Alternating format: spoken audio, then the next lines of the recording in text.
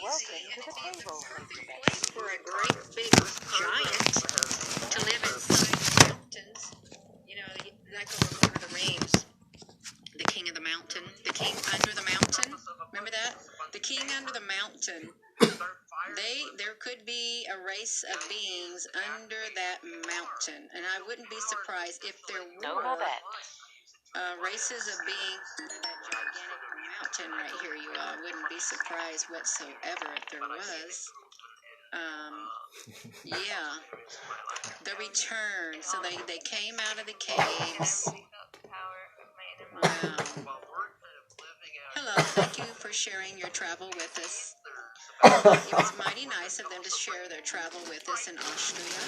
It was so nice of you all. I wanted to get back to this, where were we at? Over here on this, right here. Guatemala City sinkhole. We gotta go look at the Guatemala sinkhole. Wow, you all know. What do you think really caused that? How can it be? Now, some say that the sinkholes happen because the water dried up. Do you think that's what happens here? Do you really think that's what happened? It's just there was water there and it dried up and stuff, or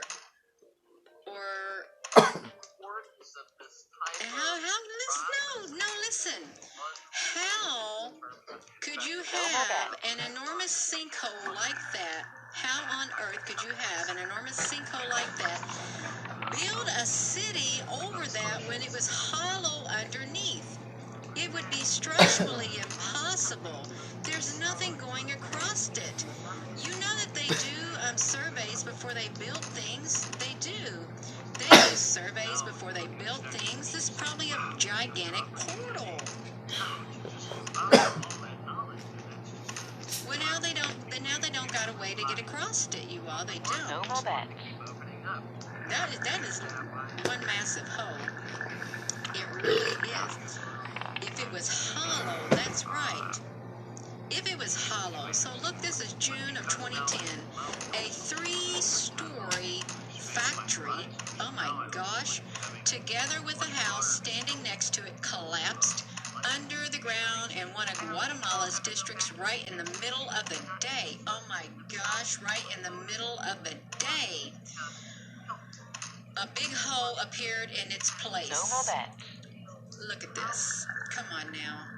Researchers say that its soil is rich in limestone that is easily washed away by water, and local residents are convinced that the dilapidated sewage system is the responsible thing. No, I don't buy that at all, you all. This thing has been there for a very long time before this city was ever there. That's what I think, and I think that it's not a naturally occurring one. I really don't. I'm sure it was used for probably portals. Probably portals. Can you imagine? Could you imagine if you're outside and you literally see this great big 3-story factory and a house just literally go straight down like that? But sinkholes have been happening all over the world. Like there's been an increase in sinkholes all over the world, you all. Sinkholes all over the world. Let me look at this. Sinkholes all over the world. Sinkholes all over the world. Hose. Showing up. Let's do this, you all. Sinkholes in the world. Now, see, they don't even want me. Look, they do not even want me to even... I want images. Give us images. Look at the images of these sinkholes.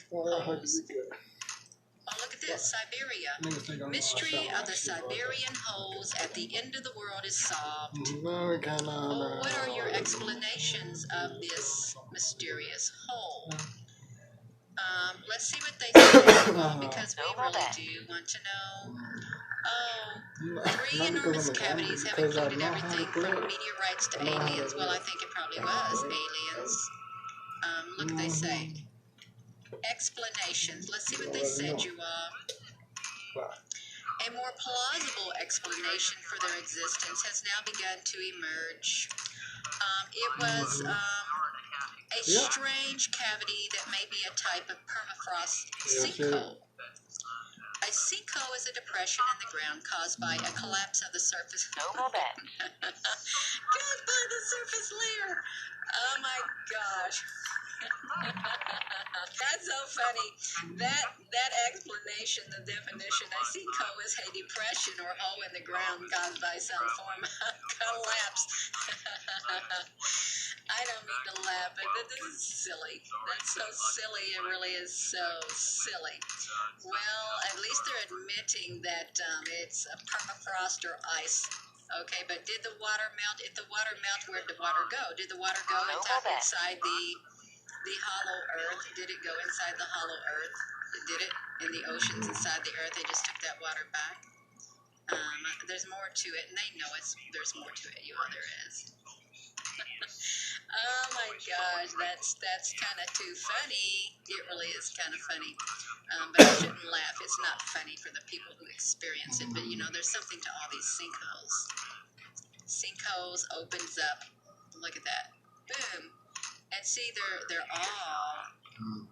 perfectly round. They're perfectly round sinkholes. Where is this one at? Orlando. Look at that. Well, that'd be more explanatory because I can't see the bottom of it, you all. But yeah, look at these sinkholes.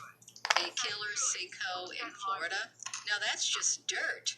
How is that so easy? Like,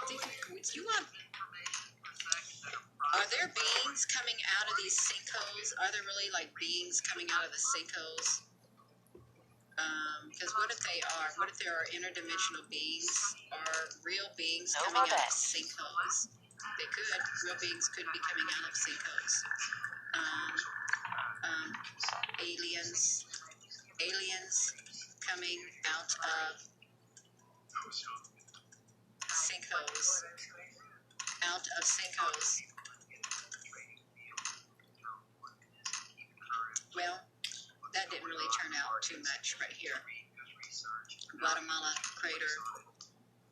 What on earth is happening? Look at this one. Whale of Hell? Have you ever heard of Yemen's famous Whale of Hell? I've never heard of Yemen's famous Whale of Hell. Enormous pit is a prison for genies and a gateway to the underworld, you all. Now, I can go with that. A gateway, a portal. I can imagine it. I can. A portal. Oh wow! Look at this. The Whale of Hell in the Mahara province of Yemen. Cave explorers from Oman became the first individuals to descend into the bottom of a 360-foot deep Whale of Hell sinkhole in Yemen. Many local people believe is a genie-infested gateway to the underworld. Okay, you know that they're not just saying that. I'm sure that they have people who are over there. They're very intuitive. I'm sure they have psychic people. I'm sure they have very spiritual people over there. I'm sure they have people who have seen things over there. And I'm sure that they can feel the energy. And I'm sure that it probably is something like that. It probably is. But are they going to admit it? No. I don't think they're going to. Look, it's a natural sinkhole. The Whale of Barhat. Circular. They're all natural. And that's what they say. Just say it's natural. Just say it's natural. And then nobody else will talk about it, you all. No, it's not natural. Look, it's hollow. It's completely hollow underneath. Okay, if these holes, these sinkholes and stuff, if they have a hollowness to them, is there really something to a hollow earth theory? Is there really? Is there something to like that, like an earth inside the earth? Do you think there is, you all? There could be. You never know. You really don't know. Oh, that's that satellite. Look at that. Remember that satellite? One of the biggest satellite in the world?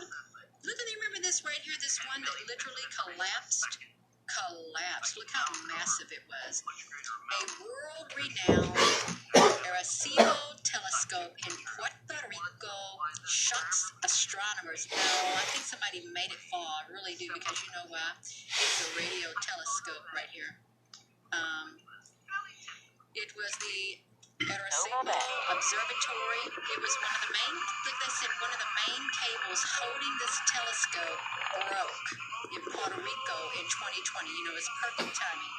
Perfect timing for that, one of those cables. You relate? I know. No, you are. I think that was no accident. That's a lot of money. That was a lot of technology. There was a lot of information that was gathered from that.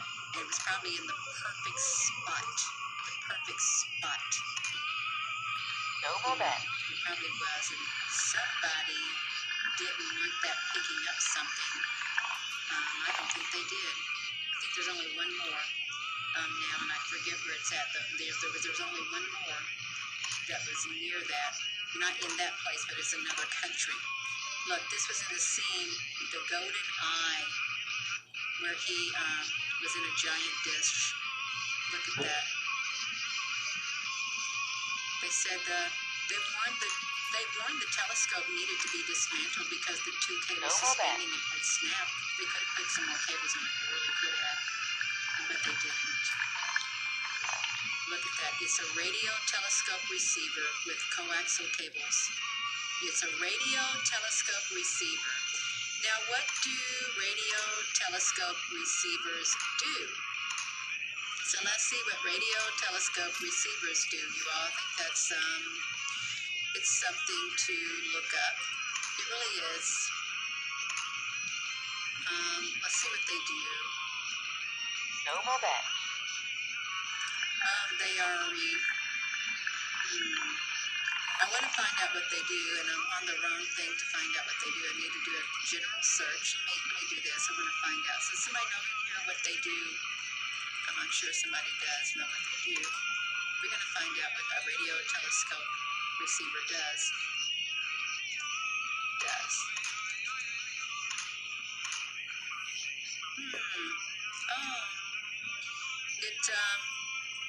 It's a specialized antenna and a radio receiver used to detect radio waves from astronomical radio sources in the sky. They track communication. That's what it is. In the sky. I guess they didn't want them picking up on something in the sky, you all. That's what I think. They didn't want them picking up anything. I think it was the largest in the world. I really do.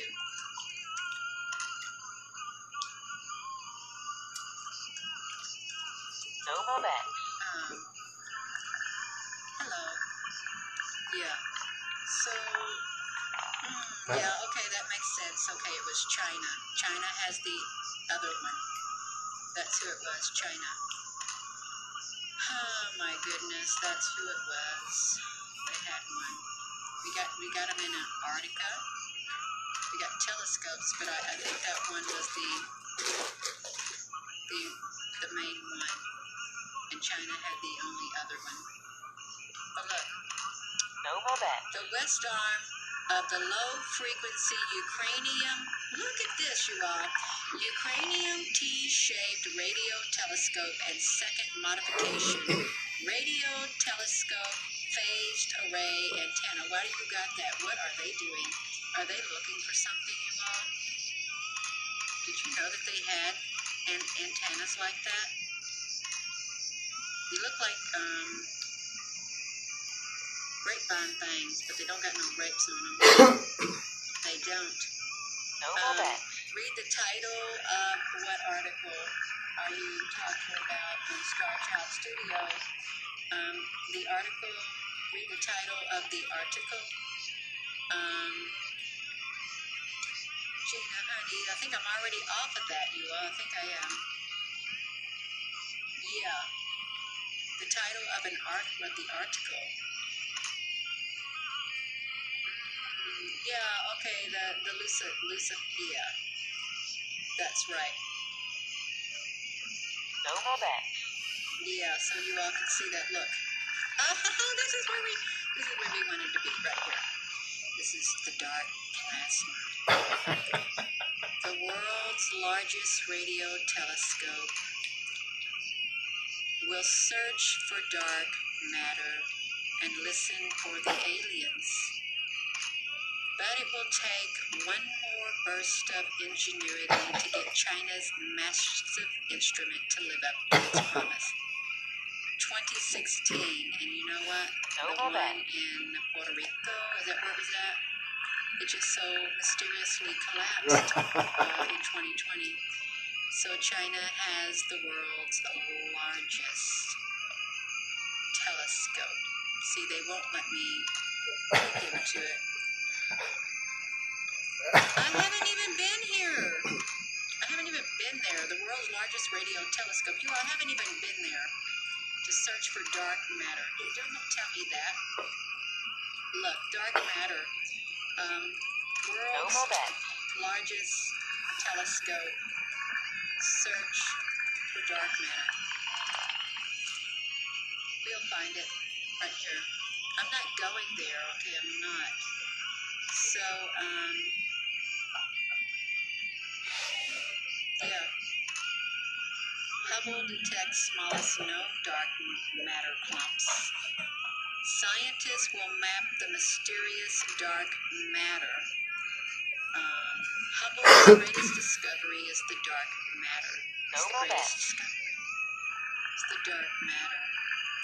The world's largest radio telescope will search for dark matter. The 500-meter aperture spherical radio telescope named Tianyan. It's called the Sky Heaven's Eye. It's a radio telescope used to detect waves from astronomical radio sources in the sky. Radio telescopes are the main observing instruments, so they wanted to search dark matter. Look. They wanted to have the world's biggest telescope of this sort. The only other one was in Puerto Rico. I think that's what we were at in Puerto Rico. So now they're going to be in the ones who's going to find out. Look, it's where it's at right there. It's over there somewhere, you know. You probably tell me I've reached it. But yeah, so they're talking for dark matter. Let me get this back to me, you all. This is going on so long that, yeah, so we got those sinkholes. There's sinkholes all over the place. This is really pretty. Look at that. Matnovsky Ice Cave in Russia.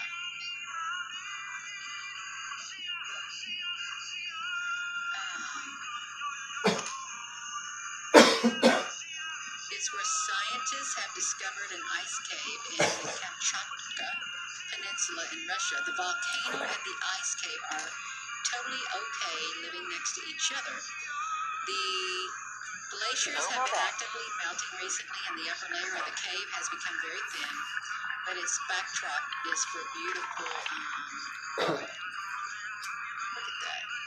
Let's look at that, you all. This ice cave in, let me go over here, and I'm not going to keep you on much longer. I just get myself all caught up in this, I really do. I really do. Oh my gosh, that's beautiful. Look how beautiful that is, you all. Wow, look at the colors of this ice cave. Isn't it beautiful? What does it say? Gina, what does it say? How can it make those colors? You know, this is really beautiful colors right here. It really is. Yes, hello. Look at that. Maybe they're just holding something red up to it. No. What is that? That's my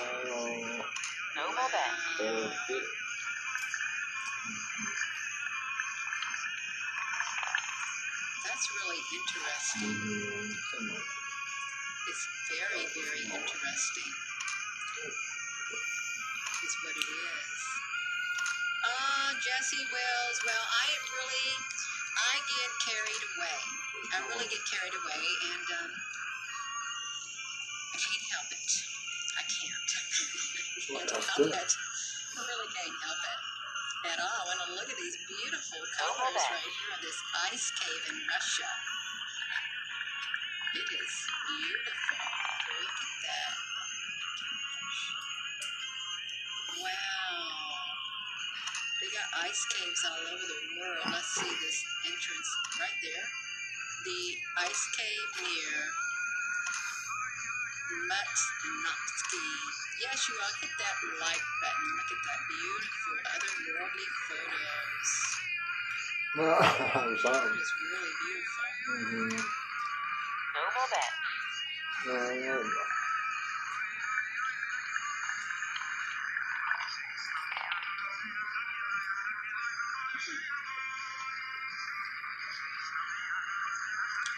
What if this is like a living being inside of here? There could be like a living being inside there. You know, that's a beautiful, those are beautiful ice caves right there in Russia. It really is. If we look at this, it's so many beautiful colors. No more bet. It's like, wow. It's really interesting. Mm-hmm. All right, you all. I've got to stop myself. I'm gonna. Oh, this one more thing, you all.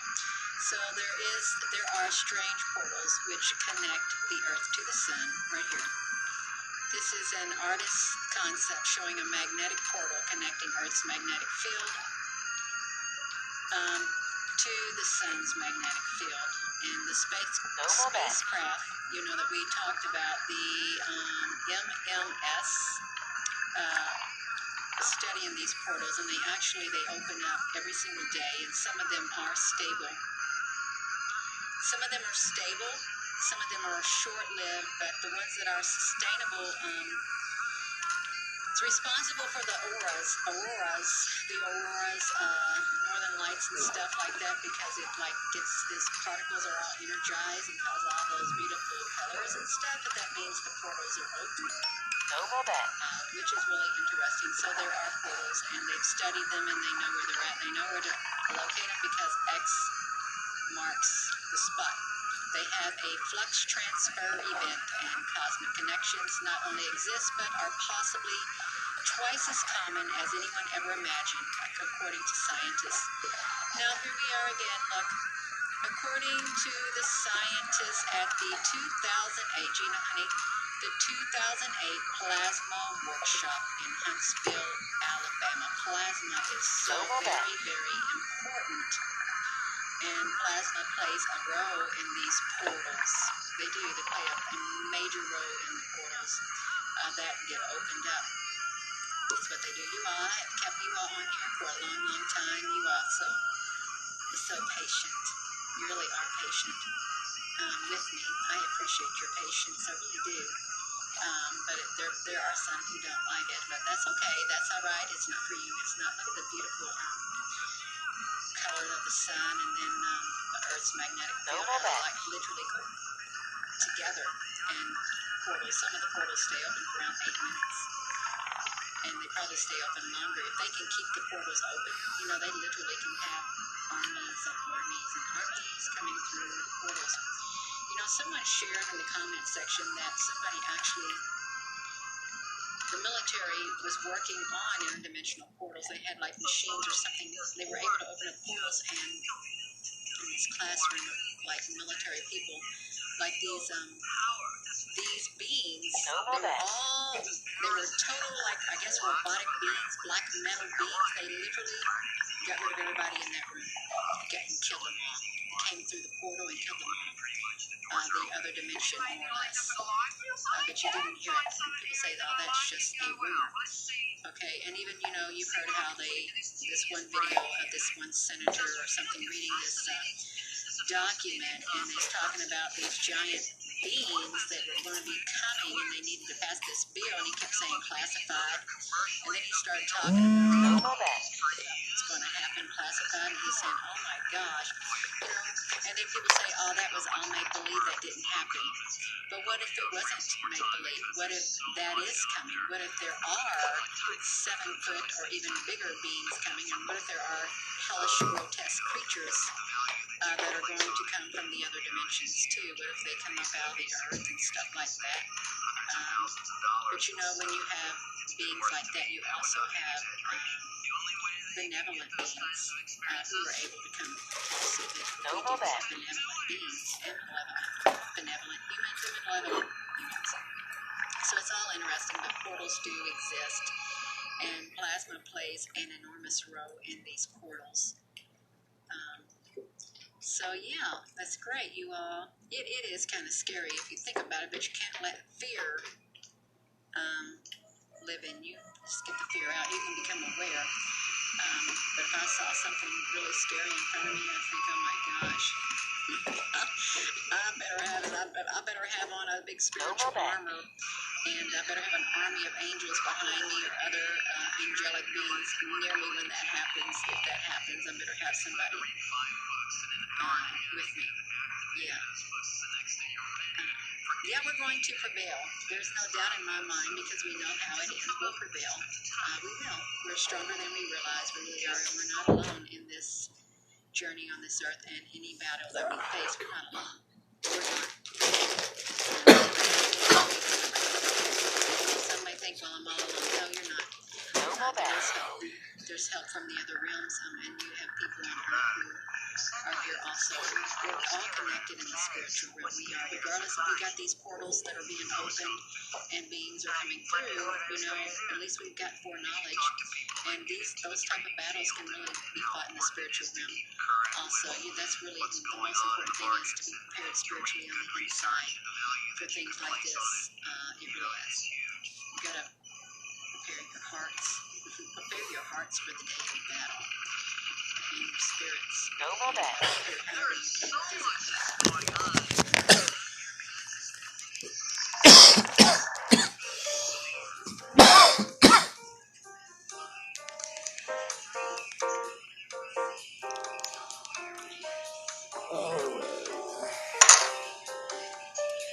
I guess. Anyway.